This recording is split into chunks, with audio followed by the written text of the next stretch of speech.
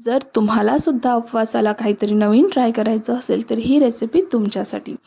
आपण आषाढी एकादशीनिमित्त रोज वेगवेगळ्या रेसिपीज माझ्या चॅनलवर अपलोड करणार आहेत. तर मला फॉलो करायला विसरू नका. आजची जी रेसिपी आहे ती आहे चटणी बॉम्ब. बाहेरून कुरकुरीत आणि आतून छान चटणीने तिखट चटणी. तर सर्वात आधी आपल्याला चटणी तयार करून घ्यायची आहे. तर इथे मी 10 ते 12 हिरव्या मिरच्या घेतलेल्या आहेत. अर्धी वाटी भाजलेले शेंगदाणे घेतले आहे. 1 चमचा जिरं, चवीपुरतं मीठ, थोडीशी साखर आणि कोथिंबीर घालायची आहे. जर तुम्हाला कोथिंबीर उपवासाला खात नसाल तर तुम्ही टाकली नाही तरी चालेल.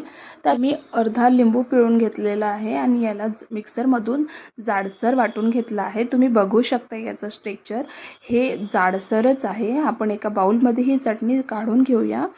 तर बघू शकता तुम्ही ही चटणी. आता वरच्या आवरणासाठी आपण तयारी करून घेऊ. इथे मी अर्धा वाटी साबुदाणा घेतलेला आहे. साबुदाणा आपल्याला फक्त 1 ते 1.5 मिनिटं गरम करायचा आहे, भाजायचा नाही आहे. अर्धा वाटी साबुदाणा मी मिक्सरच्या बाउलमध्ये टाकला. आता त्यात 2 चमचे भगर टाकायची आहे. वरई पण म्हणतात त्याला कुठे कुठे. आता याला चांगलं जमेल, शक्य होईल तेवढं तुम्हाला चांगलं बारीक करायचं आहे. इथे बघू शकता. आता मी बारीक केलेलं हे पीठ चाळणीने चाळून घेतलं आहे. आपल्याला बारीक पीठ पाहिजे आहे जे चाळणीने चाळलेलं.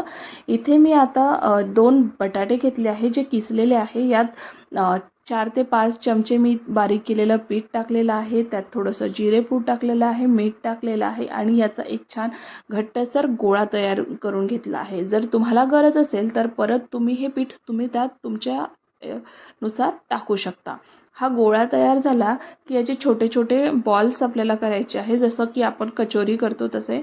हाताला तेल लावलेलं आहे मी. छोटा एक गोळा तोडलेला आहे. त्याला आपल्याला या गोळ्याची वाटी तयार करायची आहे, जसं मी इथे दाखवलं आहे. आता ही वाटी तयार झाली की यात आपल्याला जी आपण चटणी केली आहे ती चटणी भरायची आहे आणि नीट कचोरीसारखं आपण जसं पॅक करतो, मी इथे दाखवल्याप्रमाणे तुम्हाला पॅक करायचं आहे चांगलं. आणि जसं लाडू वळतो आपण तसं वळायचं आहे त्याला. आता आपल्याकडे उरलेली जी पिठी आहे त्या पिठीमध्ये पुन्हा त्याला घोळायचं आहे आणि एक्स्ट्राचे जे पीठ आहे ते झटकून घ्यायचं. इथे मी 5 बॉम्ब केलेले आहे. आता तेल मध्यम गॅसवर ठेवायचं, गरम करायचं आणि त्यात हे बॉल्स सोडायचे आहे.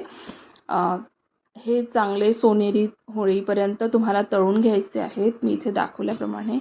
आपले हे बॉम्ब खायला खूपच अप्रतिम लागतात. एकदा नक्की ट्राय करा. हे सोनेरी झालेले आहेत. आता मी इथे काढते आणि तुम्हाला दाखवते. जर तुम्हाला माझ्या रेसिपीज आवडत असतील तर मला लाईक, कमेंट आणि फॉलो करायला विसरू नका.